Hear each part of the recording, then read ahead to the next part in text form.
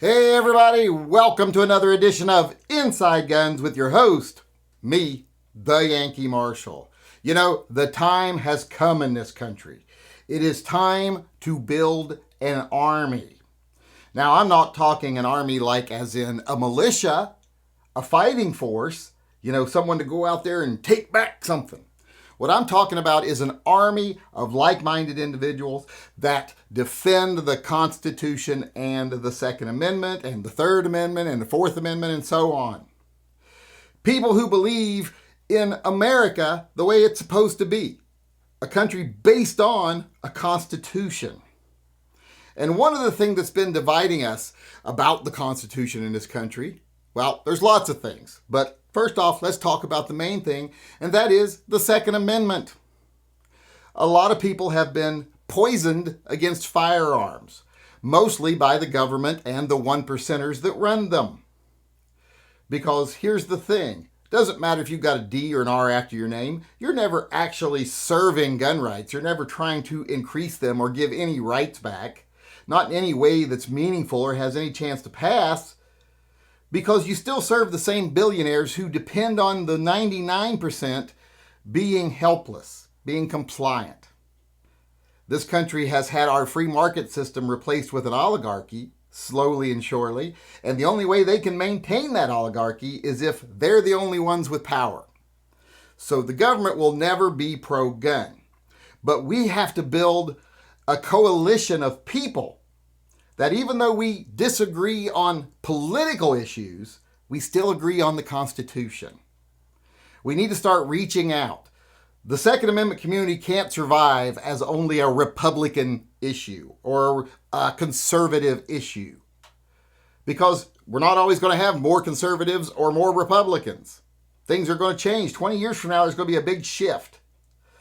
So we need by then to have brought enough people into the fold of understanding the importance of the Constitution that even if we disagree on a lot of other things, abortion, education, whatever, healthcare, we still agree that whatever we decide to do has to be based on the Constitution, and that everything in the Constitution is concrete and literal. It's not the Bible. You don't get to interpret the parts you want to interpret and believe the parts you believe. It is a solid legal contract. And we need to bring people into that. And we're not going to do that by being divisive.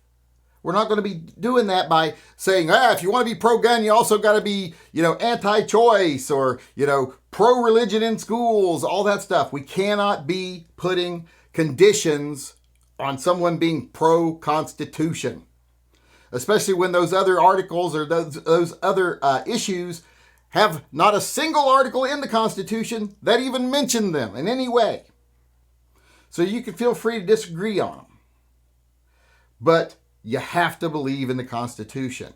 And it's not just about being more welcoming. I've always said my channel is about being welcoming.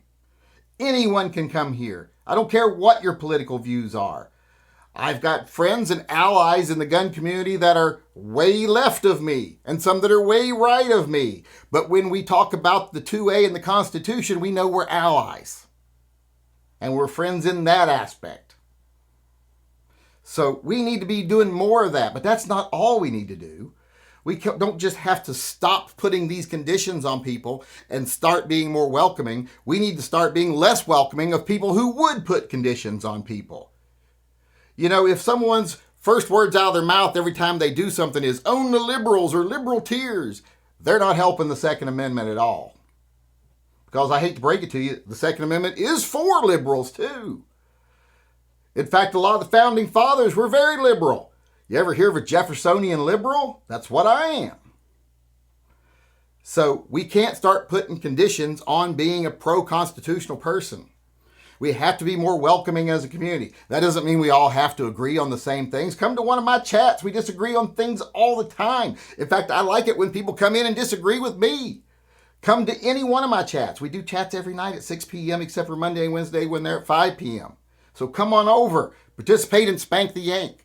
Let me know if I've been wrong about something. There's a link in the upper corner of this video to do that. But like I said, we don't have to all agree. We don't even all have to get along all the time.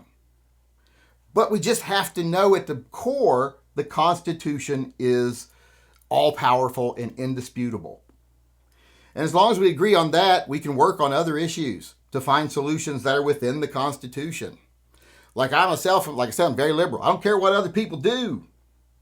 As long as they're not hurting anybody else, well, not anybody else that doesn't want to be hurt. Some people, like I say, always like to see, some people like to get slapped, maybe even choked a little. I'm not judging. But as long as it's between two consenting adults and any other person, whatever they do doesn't hurt anyone else, I don't care what they do. That's their business. But we need to stop, like I said, putting these prerequisites. But like I said, that's not even the most we have to do. That's the first thing we have to do, is start to be welcoming. We need to start being doormen instead of gatekeepers. I've said that 100 times. We got all these people out there, think they're the gatekeeper of the Second Amendment people, who want to keep everyone out. You got to pass my litmus test if you want to be part of this community, or if you want to feel welcome. And if you try to be here without that, I'll do everything I can to run you off. We need to start shouting those people down. We need to tell those people, you're not welcome here. And you might say, well, why do you want to kick anyone out? Well, you have to sometimes get rid of people. If one person being there is preventing 200 from coming, and numbers matter, well, you get rid of the one. And then if they want to change their ways, they're welcome back. Or they can even stay if they stop doing what they were doing that's detrimental. So we need to stop doing that. We need to stop accepting the gatekeepers. We need to stop praising them. We need to tell them to shut the fuck up and start being welcomers, being doormen. Open that door to the Second Amendment community, to anybody who wants to walk up with a true belief that the Second Amendment is part of the Constitution, and the Constitution is, like I said, all powerful in this country. So we need to do that. But that's not all. That's the first step. What we also need to do is start walking the walk when it comes to other things. I see all these Pro-2A guys that are supposedly big constitutional guys, but only if you agree with them. They'll say, I'm full support of the January 6th protests at the Capitol. They should fucking bomb those people that are protesting in Atlanta. They should bomb them from the skies. They broke a window. Well, so did the January 6th people. They did more than break windows. You deal with the people who do something wrong. If you believe in the right to protest and you believe in the First Amendment, well, then you got to believe in it for everybody. And you got to support it for everybody, whether you agree with them or not. I remember when the protests were going on in Seattle, and I went down there and showed people, listen, none of these really horrific things that you're being told about burning down buildings and trapping the police and having AK-47s and threatening police, none of that is actually happening, period. In fact, I think the death toll out there was like 1 or 2, and those happened outside the boundaries of it. So to pretend like that was happening was dishonest. So I went up there and showed people this isn't happening. You don't have to agree with what they're fighting for, but you have to agree with their right to fight. And I got labeled a communist because of that. Because I actually said, hey, the First Amendment isn't just for me and people I agree with, it's for everybody. And some people will be like, yeah, but as soon as one window gets broken, they should break out the cannons. Really? That's what should be the litmus test there? So in other words, anytime we protest or we try to form any type of group to speak against the government, as soon as one window gets broken or one brick gets thrown, then they can get out the water cannons and the pepper balls and the smoke canisters and just take us all out because one window got broke. So what you're saying is all the government has to do anytime they want to stomp out protest against them and cease a message getting out is they just got to send out one agent to break a window. And apparently these big constitutional guys would be like, well, a window got broken, time to bust it up. Or else they're just fucking hypocrites, which is what they are. They're just hypocrites. Stop being hypocrites. If you're at a ball game and you want to stand for the national anthem, stand for the national anthem and be proud. There's never a time I wouldn't stand and put my hat over my heart when the national anthem plays. Just did it at my son's graduation. But if someone sitting next to me doesn't want to, and there were people there that didn't, I don't go over and go, stand up, motherfucker, because it's their right not to stand. Forced obedience, forced patriotism is slavery. It's fascism.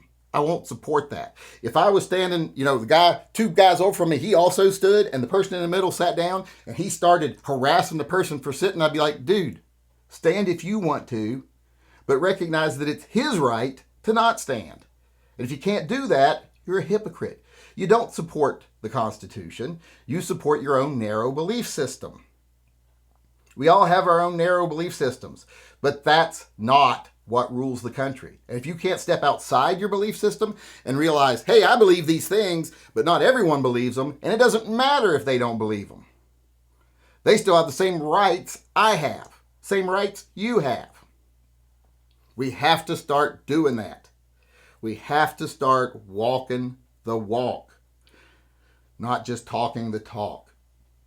And if we can convince enough people now that we're winning all these court cases, winning all these cases, the Constitution is being upheld by the Supreme Court, so we've got the ball in our court. We're on the offensive now, at least we should be.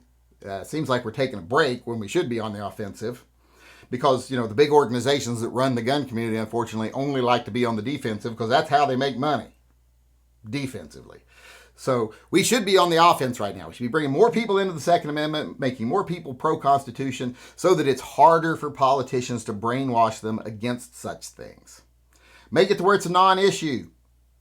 If we started actually being accepting to people and educating them on what's really going on in this country, we wouldn't see the anti-gun groups having such a field day and such a windfall on cash. And that's why a lot of them are in it. The billionaires are in it because, like I said, they need the population compliant. Everybody else that's helping them is doing it because of money. It's very lucrative. They make a fortune, just like the pro-gun groups make a fortune. That's why they want the battle to keep going. The anti-gunners make a fortune. So if we could get it to where people didn't support that, didn't donate to that, which I don't want people donating to big gun groups. I'd rather they donate to specific causes, specific legal cases.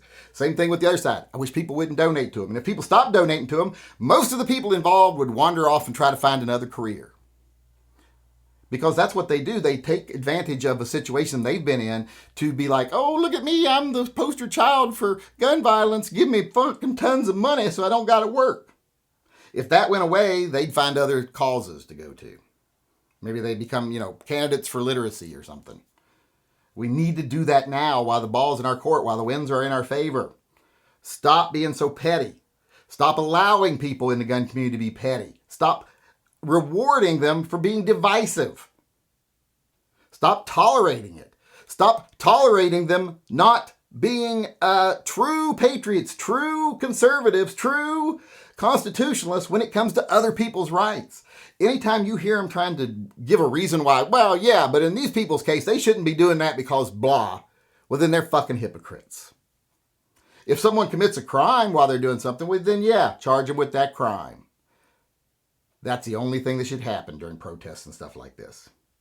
So if you're not walking the walk on the Constitution, then you're not someone supporting the Constitution. And if you're not supporting the Constitution, you're not a good example for anybody. So shut up and sit down. And for the people who like to reward them, stop rewarding them for bad behavior. It's like laughing at a kid every time he says a swear word and then being surprised when he gets kicked out of kindergarten for swearing. So we need to start walking the walk, and we need to start being more inclusive in the gun community. We need to build an army of people who support the Constitution and will not vote for anyone who doesn't support it, doesn't play the game of, oh, my guys are positive, my guys are right, and your guys are wrong, because they're both, the Republicans and the Democrats are on the same side when it comes to gun rights. They want to slowly erode them. They just want to do it in different ways. And one side wants to talk out of one side of their mouth while they're doing it, and one side wants to talk out of the other, but they're serving the same agenda. People got to remember that hell, a lot of the bad gun control in the past has come from Republicans. And just some recently came from a Republican president. So keep that in mind when you think that, oh, the guys with the R's after their name are on my side. They're not. They're engaging in political theater to get your votes and get your money. Start really caring about what's important, which is the Constitution and other Americans who follow that Constitution, because if they do, they should be welcome. And like I said, we should want everyone to not only be part of the gun community, but to enjoy the same constitutional rights that we do.